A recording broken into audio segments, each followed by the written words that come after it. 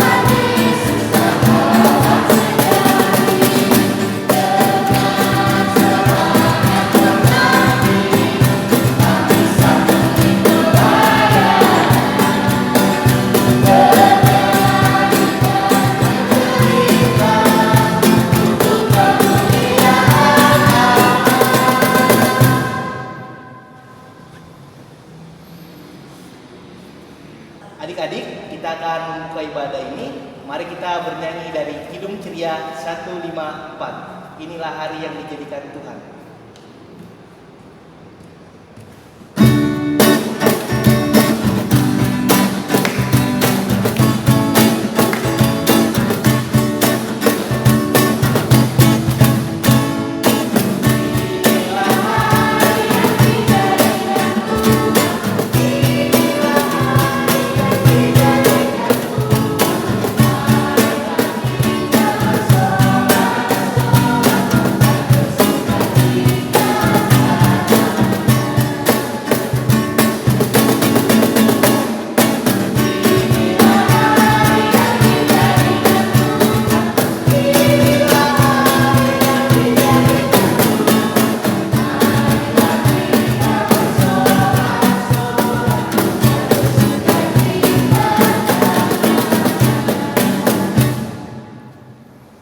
Adik-adik, kita berdoa ya. Lipat tangannya, tutup matanya, kita satu dalam doa. Tuhan Yesus yang baik, terima kasih Tuhan karena Engkau tetap menjaga dan melindungi kami. Tuhan Yesus berkati ibadah ini dari awal sampai dengan akhirnya. Terima kasih ya Tuhan, amin. Adik-adik, sebelum kita mendengarkan firman Tuhan, kita akan menyanyikan lagu dari Kidung Ceria 267, Siapa yang berpegang.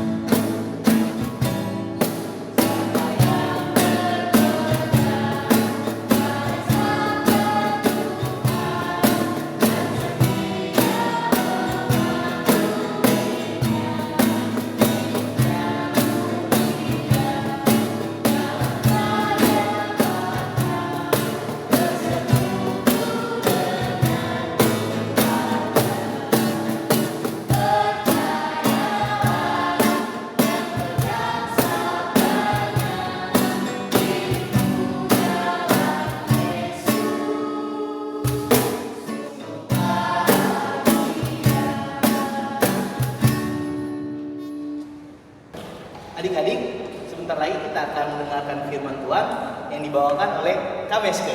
Kak Meske, sini Kak Meske. Halo adik-adik, selamat pagi. Terima kasih Kak Merti, terima kasih Kak Seren. Adik-adik, kita akan mendengarkan firman Tuhan. Marilah kita sebelum mendengarkan firman Tuhan, marilah kita bersatu dalam doa. Ya Bapa, terima kasih atas karunia-Mu ya Bapa dari malam hingga pagi hari ini ya Bapa. Terima kasih ya Bapa. Ya Bapa, berkatilah hamba yang akan membawa renungan pada pagi hari ini ya Bapa. Berkatilah hamba ya Bapa. Di dalam nama Tuhan Yesus kami berdoa. Amin. Adik-adik, marilah kita membuka Alkitab kita dari Yosua 3 ayat 1 sampai 17 yang menyatakan menyeberangi sungai Yordan. Yosua bangun pagi-pagi, lalu ia semua orang Israel berangkat dari Sitim dan sampailah mereka ke sungai Yordan. Maka bermalamlah mereka di sana sebelum menyeberang. Setelah lewat 3 hari, para pengatur pasukan menjalani seluruh perkemahan dan memberi perintah kepada bangsa itu. Katanya, segera sesudah kamu melihat tabut perjanjian Tuhan Allahmu yang diangkat iman, yang memang suku Lewi, maka kamu harus juga berangkat dari tempatmu dan mengikutinya. Hanya antara kamu dan tabut itu harus ada jarak kira-kira 2000 hasta panjangnya, dan janganlah mendekatinya. Maksudnya supaya kamu mengetahui jalan yang harus kamu tempuh, sebab jalan itu belum pernah kamu lalui dahulu. Berkatalah Yosua kepada bangsa itu, kuduskanlah dirimu, sebab besok Tuhan akan melakukan perbuatan yang ajaib di antara kamu. Dan kepada para imam itu Yosua berkata, demikian, angkatlah tabut perjanjian dan menyeberanglah di depan bangsa itu. Maka mereka mengangkat tabut perjanjian dan berjalan di depan bangsa itu. Dan Tuhan berfirman kepada Yosua, pada hari inilah aku mulai membesarkan namamu di mata seluruh orang Israel, supaya mereka tahu bahwa seperti dahulu aku menyertai Musa, demikianlah aku akan menyertai engkau. Maka kau perintahkanlah kepada para imam pengangkat tabut perjanjian itu, demikian, setelah kamu sampai ke tepi air sungai Yordan, haruslah kamu tetap berdiri di sungai Yordan itu. Lalu berkatalah Yosua kepada orang Israel, datanglah dekat dan dengarkanlah firman Tuhan Allahmu. Lagi kata Yosua, dari hal inilah akan kamu ketahui bahwa Allah yang hidup ada di tengah-tengah kamu, dan bahwa sungguh-sungguh akan dilaluinya orang Kanaan, orang Het, orang Hewi, orang Feris, orang Girgasi, orang Amori, dan orang Yebus itu dari depan kamu. Sesungguhnya tabut perjanjian Tuhan semesta bumi berjalan menyeberang di depan kamu, masuk ke sungai Yordan. Maka sekarang pilihlah 12 orang dari suku-suku Israel, seorang dari tiap-tiap suku. Segera sesudah kaki para imam pengangkat tabut Tuhan, Tuhan semesta bumi, berhenti di dalam air sungai Yordan, maka air sungai Yordan itu akan terputus.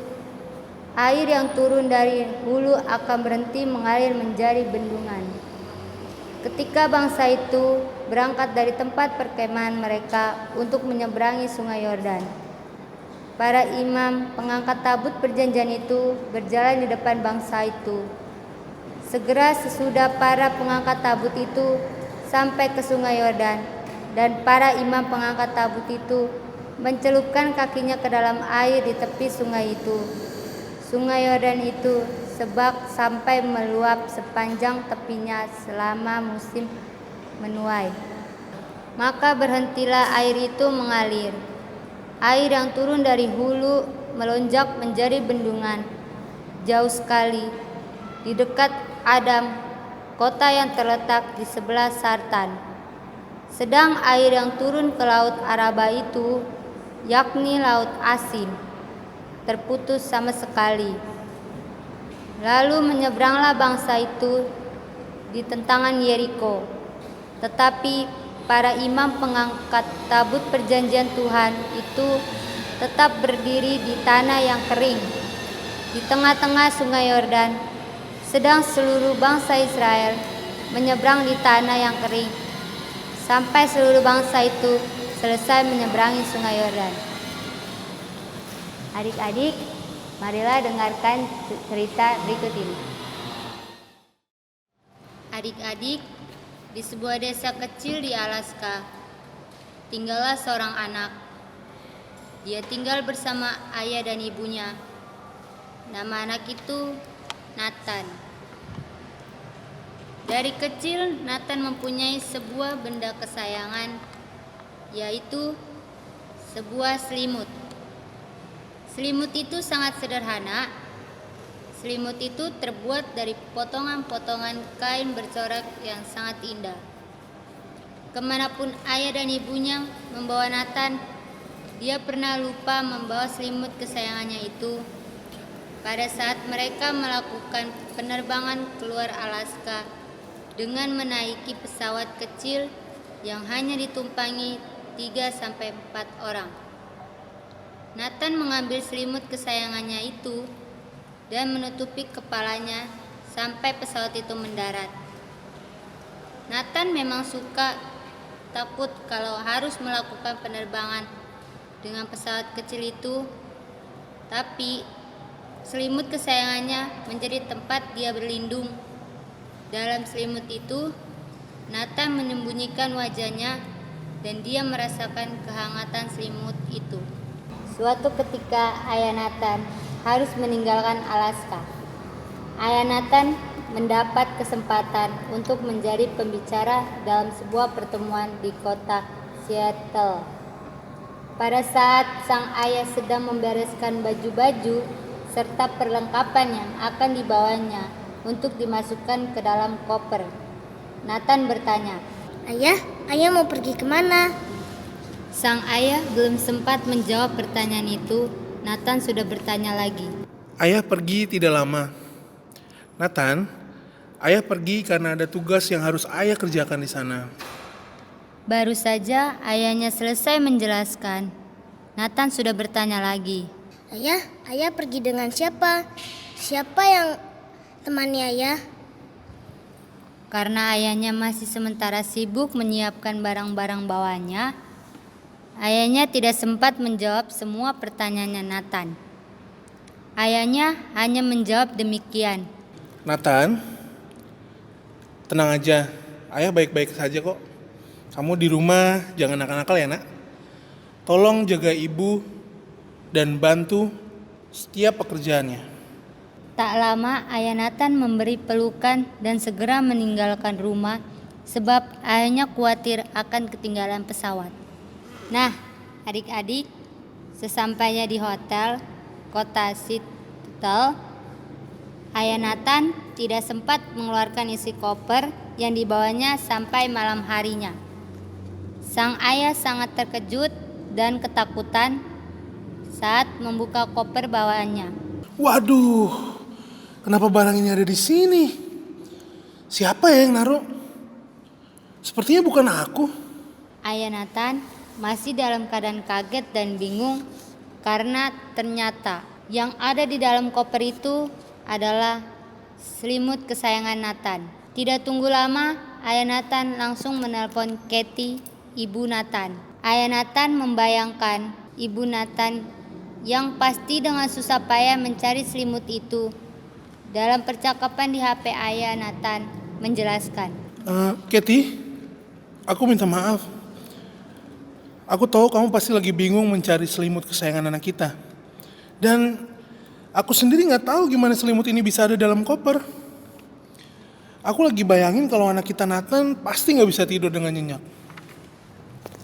Di luar dugaan sang ayah, ibunya malah mengatakan, Jangan khawatir Patrick, anak kita, Nathan, baik-baik aja kok. Malah kamu bisa lihat sendiri nih Nathan, anak kita sudah tidur dengan lelapnya. Tadi aku sudah mengajaknya berdoa untuk kamu supaya Tuhan tetap menjaga dan melindungi kamu. Dan kamu tahu apa yang dikatakan Nathan? Nathan bilang begini, Aku tidak khawatir, Ma. Aku tahu Tuhan pasti melindungi ayah. Lagi pula, aku sudah membawakan selimutku untuk ayah, supaya ayah tetap aman dan selamat. Begitulah yang dikatakan Nathan, Patrick. Dan itu sebabnya aku tidak menghubungi kamu soal selimut itu. Mendengarkan kata-kata istrinya dan melihat wajah anaknya yang sudah tertidur pulas lewat video call, akhirnya membuat ayah Nathan menjadi tenang. Adik-adik, tahukah kalian, malam itu ayah Nathan berdoa. Dalam doanya ayah Nathan mengatakan, Terima kasih Tuhan, karena Engkau sungguh baik. Engkau memberi kepada hamba-Mu seorang anak yang lewat selimutnya mau mengatakan bahwa kemanapun hamba-Mu ini pergi, Engkau Tuhan selalu menyertai. Hamba-Mu ini tahu bahwa selimut itu cuma barang, tapi Nathan sudah mengajar hamba untuk selalu berjalan bersama dengan Tuhan dan selalu menyertakan Engkau dalam setiap perjalanan. Terima kasih Tuhan. Terima kasih. Amin. Bapak Yosua yang dalam perjalanan memimpin orang Israel juga menghadapi tantangan dan hambatan. Mereka mau maju dan memasuki tanah Kanaan, tapi mereka terhambat karena mereka tidak bisa menyeberangi Sungai Yordan. Sungai Yordan itu, adik-adik, pada saat musim hujan, airnya sangat banyak dan arusnya sangat kuat, sehingga amat membahayakan untuk melakukan penyeberangan. Sekalipun ada orang yang pandai berenang, tapi ketakutan arus sungai itu bisa menyeret dan menggulung siapa saja yang mencoba untuk masuk ke dalamnya. Apakah hal itu membuat Bapak Yosua dan orang Israel menjadi takut? Apakah Bapak Yosua akan menghentikan perjalanan itu dan membatalkan rencana Tuhan yang sudah menjanjikan akan memberikan tanah Kanaan? Sekalipun mustahil bagi Bapak Yosua dan orang Israel untuk menyeberangi, tapi hal itu tidak membuat mereka putus asa. Mereka tidak punya kapal, mereka juga tidak punya perahu. Bagaimana ya kira-kira cara mereka untuk menyeberangi Sungai Yordan itu? Sekalipun mustahil, adik-adik, sekalipun tidak mungkin untuk menyeberangi sungai itu, tapi Bapak Yosua yakin, Bapak Yosua percaya bahwa Tuhan yang memberi perintah untuk mereka menyeberang. Maka Tuhan juga yang akan menolong mereka dengan kuasa-Nya. Sekalipun sulit dan membahayakan, tapi Sungai Yordan adalah ciptaan Tuhan dan Tuhan yang berkuasa mengendalikan musim, angin dan air yang deras sekalipun. Bapak Yosua bahkan dengan sungguh-sungguh mengajak semua orang Israel untuk percaya akan kuasa dan pertolongan Tuhan. Kepada bangsa Israel, Bapak Yosua mengatakan, Dengarkanlah firman Allahmu. Allah yang hidup ada di tengah-tengah kamu. Allah akan menghalau bangsa-bangsa yang ada di tanah Kanaan ini. Kamu semua harus percaya akan hal itu. Maka sekarang berdoalah. Bapak Yosua melakukan apa yang Tuhan perintahkan. Bapak Yosua menyuruh para imam, yaitu orang-orang Lewi yang bertugas untuk membawa tabut Tuhan, untuk berjalan di depan, untuk lebih dulu menginjakan kaki mereka ke dalam Sungai Yordan. Tabut Tuhan itu merupakan lambang dari kehadiran Tuhan. Dan benar adik-adik, ketika orang-orang Lewi yang mengusung tabut Tuhan itu menginjakan kakinya ke dalam Sungai Yordan, sungguh ajaib. Air sungai itu langsung berbalik dan tanahnya menjadi kering, sehingga orang-orang Israel dapat berjalan melewatinya dengan aman. Nah, adik-adik, Dari firman Tuhan yang sudah kita lihat dan dengar, kita diajar untuk memahami bahwa tantangan pasti ada. Hambatannya juga selalu akan kita hadapi. Apapun yang akan dan ingin kita lakukan tidak pernah mudah ya. Semua jalannya jarang yang lancar. Ada saja hal-hal yang menghambat dan menghalangi kita untuk maju dan melakukan apa yang Tuhan perintahkan. Seperti misalnya, ketika menghadapi pelajaran-pelajaran di sekolah, kita sering terhalang. Apa halangannya ya adik-adik? Halangannya adalah pelajaran-pelajaran itu ternyata sulit, kita tidak bisa mengerjakannya. Adik-adik, kalau kita menemukan pelajaran yang sulit, harusnya kita tetap berusaha untuk mengerjakannya. Kita bisa minta bimbingan guru atau bertanya sama mama, papa, dan kakak. Tapi kadang halangan itu membuat kita menyerah. Kita jadi malas mengerjakannya. Kita cuma bilang, susah, saya tidak bisa, dan kita biarkan diri kita jadi malas belajar. Ketika ulangan atau ujian, kita juga harus mempersiapkan diri dengan belajar lebih serius. Tapi kadang kita menghambat diri kita untuk belajar. Kita anggap sepele ulangan atau ujian itu. Kita cuek aja, hingga akhirnya kita nangis dan menyesal sebab nilai ulangan kita jelek dan kita tidak lulus ujian. Kadang saat ulangan, karena terhalang oleh soal-soal yang susah, kita bukan berdoa minta tolong sama Tuhan. Kita malah menyontek, padahal hal itu perbuatan yang tidak baik loh adik-adik. Kadang mau mendengarkan rekaman video IPA, kita terhalang. Halangannya apa adik-adik? Halangannya adalah rasa ngantuk dan keinginan untuk main.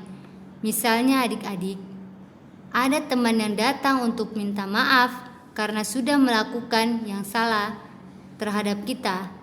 Tapi kita menolaknya karena ada teman lain yang bilang, jangan mau berdamai sama dia.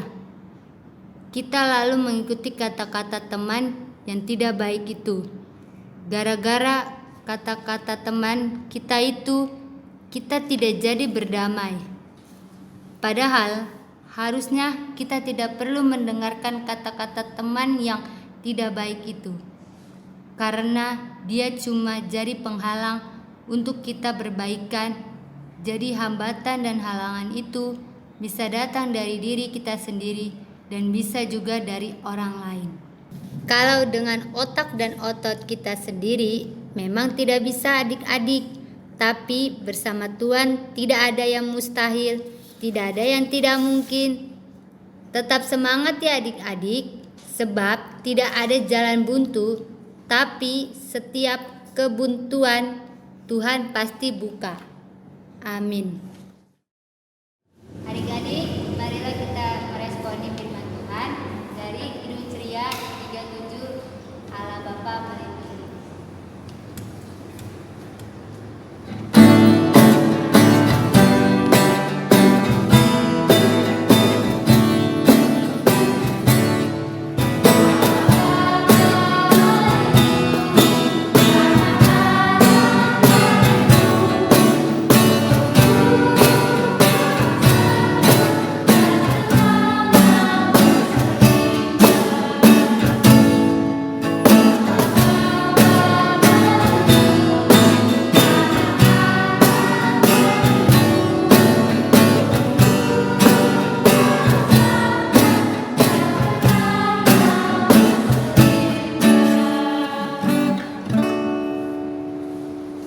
Adik-adik, marilah kita doa syafaat. Tuhan Allah Bapa kami yang di surga, karena pagi-pagi hari ini kami sudah boleh beribadah, memuji dan membesarkan nama-Mu. Terlebih khusus kami sudah boleh melayani-Mu melalui firman yang telah kami sampaikan. kepada anak-anak. Biarlah firman Tuhan yang telah kami sampaikan menjadi suluh dan teladan bagi kehidupan mereka. Bapa yang baik, kami juga datang menyerahkan anak kami sebagai pelayan anak. Berkati kehidupan kami, agar kami mampu melayani-Mu dimanapun kami berada, khususnya dalam jemaat. Bapa, begitu juga kami datang menyerahkan gereja kami, GPIB Getsemani. Berkatilah para pelayan-pelayan-Mu, khususnya Bapak Pendeta Jimmy dan Ibu Evi Roth, agar mereka boleh melayani jemaat kami dengan sukacita. Begitu juga kami berdoa untuk bangsa dan negara kami. Berkati Bapak Presiden dan semua aparat negara, agar mereka mampu mengatur bangsa ini dengan baik. Bapa, inilah doa kami yang jauh dari sempurna. Kami alaskan dalam nama Yesus Kristus yang telah mengajarkan kami berdoa. Bapa kami yang di surga, dikuduskanlah nama-Mu, datanglah kerajaan-Mu, jadilah kehendak-Mu di atas bumi seperti dalam surga. Berikan kami pada hari ini makanan kami yang secukupnya, dan ampunilah akan kesalahan kami, seperti kami juga mengampuni yang bersalah pada kami, dan janganlah masukkan kami dalam cobaan, tapi lepaslah kami daripada yang jahat.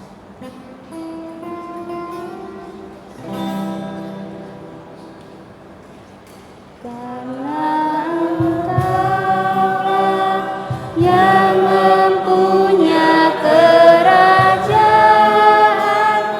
dan kuasa dan kemuliaan sampai selama-lamanya. Amin. Adik-adik, sekarang waktunya kita mengerjakan aktivitas ya. Untuk anak TK, aktivitasnya itu menempel. Nanti adik-adik bakal dapat potongan kertas kayak gini. Terus adik-adik tempel di buffalo dan nanti jadinya seperti ini ya. Nah, untuk anak kecil itu aktivitasnya mencari jalan.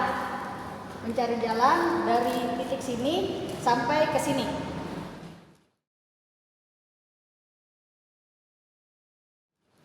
Nah, adik-adik, kalau untuk anak tangguh adik-adik membuat diorama.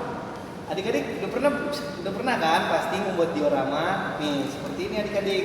Nah, ini ada kertasnya masih kosong ya adik-adik. Ada gambarnya kalian warnain adik-adik.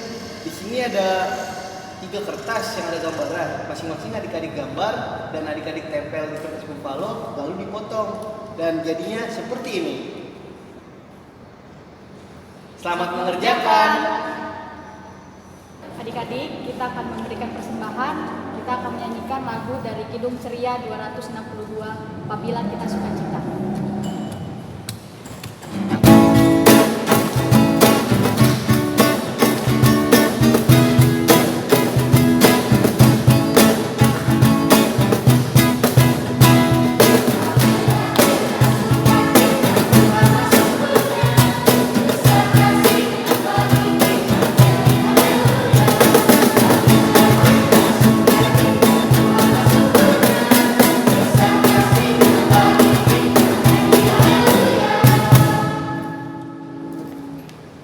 Adik-adik, mari kita berdoa persembahan. Tuhan Yesus, terima kasih atas persembahan ini. Kiranya persembahan ini berguna bagi gereja dan pelayanan kami. Terima kasih Tuhan Yesus, haleluya, amin. Adik-adik, kita sudah di penghujung ibadah. Mari kita menyanyikan lagu dari Kidung Ceria 293, Yesus Pimpinlah.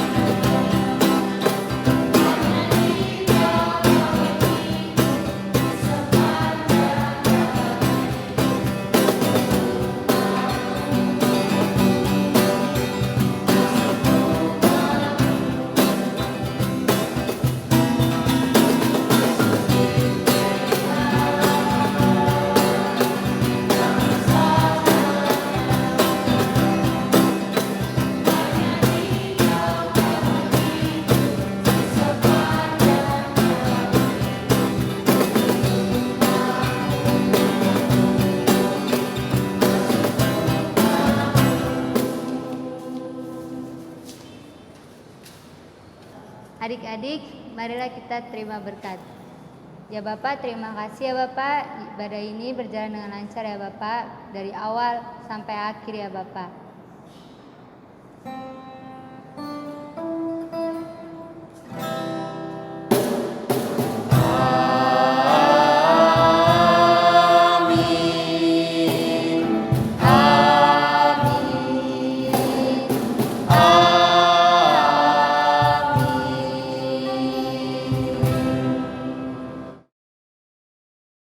Selamat hari Minggu, Tuhan Yesus memberkati. Teman-teman, sampai jumpa minggu depan.